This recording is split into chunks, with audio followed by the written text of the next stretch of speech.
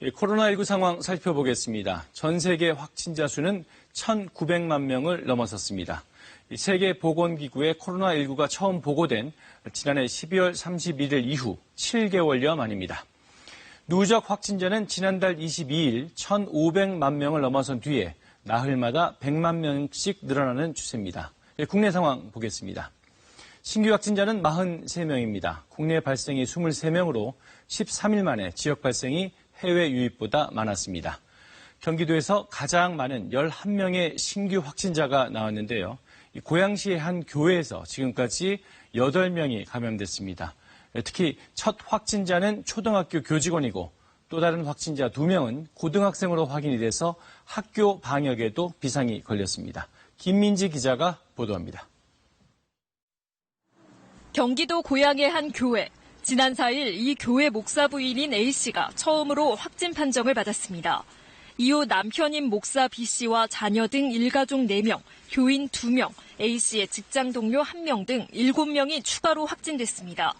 창문과 환기시설이 없는 곳에서 교인들이 예배를 본 뒤 함께 식사를 한 것으로 확인됐습니다.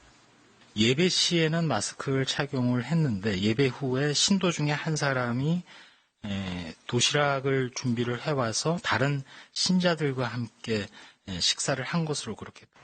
최초 확진자인 A씨는 경기 양주의 한 초등학교 직원이고 자녀들도 고등학생인 것으로 조사돼 해당 학교 학생과 교직원들에 대한 진단검사가 진행 중입니다.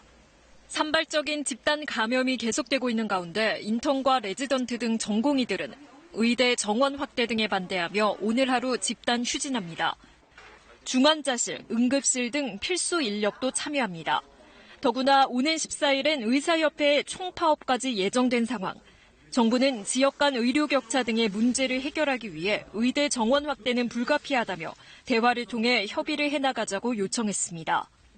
의대 정원 확충은 지역의 의료 서비스 질을 높여 어느 지역에 살든지 우수한 치료를 받을 수 있도록 하는 국민의 건강과 안전을 위해 꼭 필요한 정책입니다.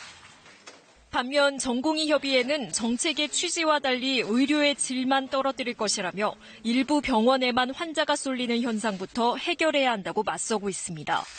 정부는 대체 인력 투입 등으로 필수 의료 진료 공백은 없도록 할 것이라면서도 환자들의 대기 시간은 길어질 것으로 예상했습니다. KBS 뉴스 김민지입니다.